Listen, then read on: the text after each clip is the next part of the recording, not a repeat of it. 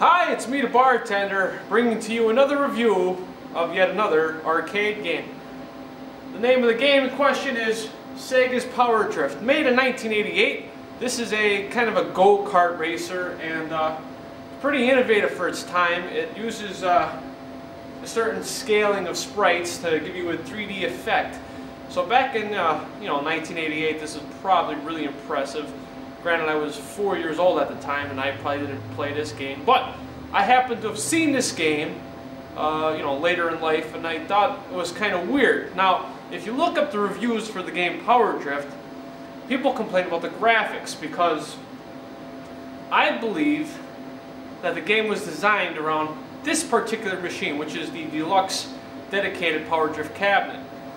As you can see in the demo here, the graphics, when you go into a turn, kind of shift as far as the balancing of your vehicle. It seems like if you go into a turn, the vehicle will shift, but it also rotates graphically on the screen. And a lot of people, when they play this game on the home systems, like the TurboGrafx, and I believe there was a Sega Genesis version, but it wasn't released here. The graphics are kind of scaled back, of course, for their systems, but they also show this little effect when you go into turns, which is kind of lost on the home console scale of things because you don't get to experience exactly what's going on. Hence, Power Drift. Like I said, many Sega arcade games back in the late 80s, and even some of the newer ones like F-Zero, and there's even a few Mario Karts, where the cabinet moves with the machine. And I think I just pretty much gave away exactly why that scaling effect happened. So, let's give you some gameplay, we'll play some games on this classic. Let me get in and we'll get going here.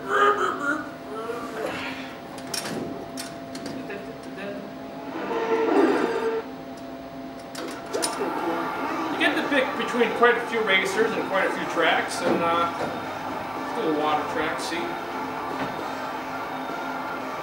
Lots of taunting. Pretty cool sound effects. Now, as you can see, pretty much like a standard go-kart racing game. Until this happens.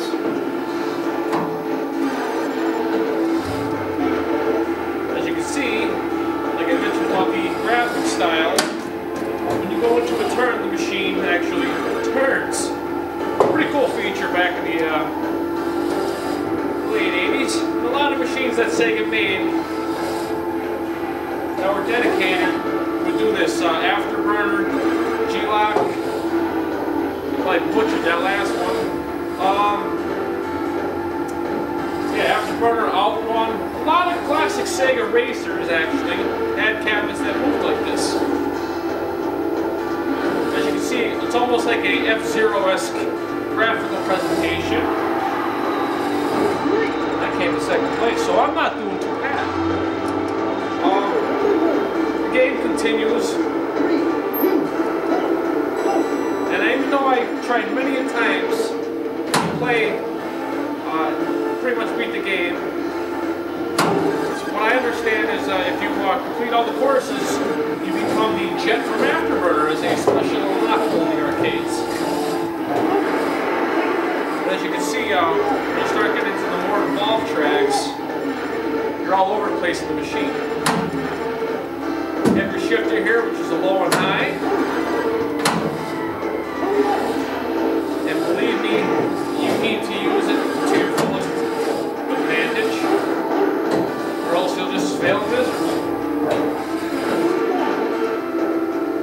Another cool little feature about this game is that as you pass out players and players pass out you, they're pretty much heckling you. Pretty cool. I'm in 8th place. I did poorly on that course. See, this game is a money pitch because it's pretty difficult. And that's pretty much Power Drift. Sound effects for the game are awesome. Music's pretty cool. I actually fine-tuned this particular machine because some of the sound effects weren't working. Pull a couple of the sound chips, clean them up, boom, you got your sound effects back. What's missing back here is almost like a fin like you'd see on an Indy car, and it would light up. And this particular one actually had a speaker, so you almost had like a surround sound system. But I think that was kind of a modification that the previous vendor put on here.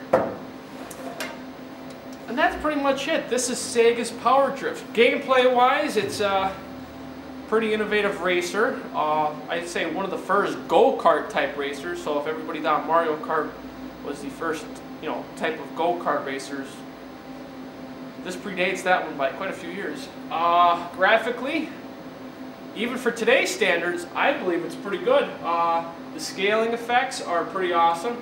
It's almost like you're riding a roller coaster, and you get that effect also from the deluxe cabinet, which pretty much, as you drive, you're getting a 1-to-1 ratio as far as your turning radius, the machine turns, and vice versa.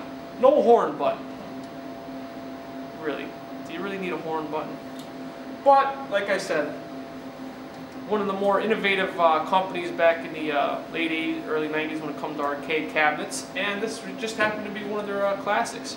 Poorly ported, like I said once again, because quite frankly the presentation, I think, is something that needs to be played on this particular machine. Playing it on a home console, you don't get that effect. Obviously when you go on the turn and stuff, I'd much rather do it in this than just sit there and pretend.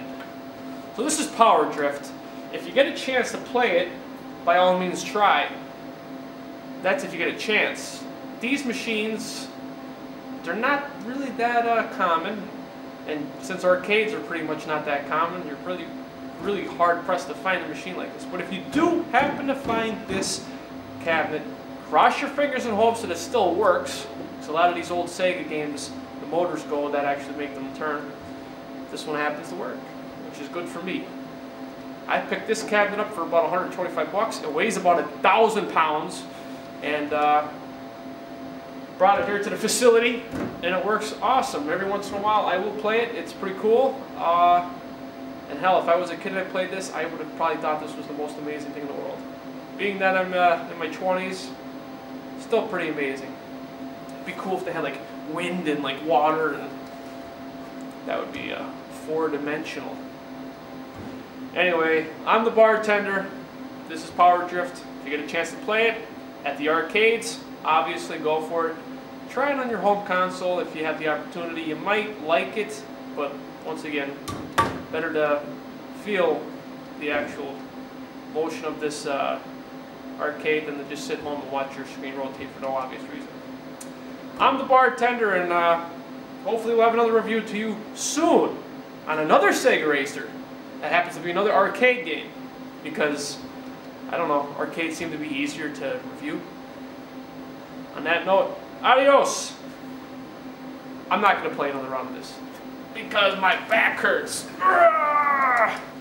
See you later, folks.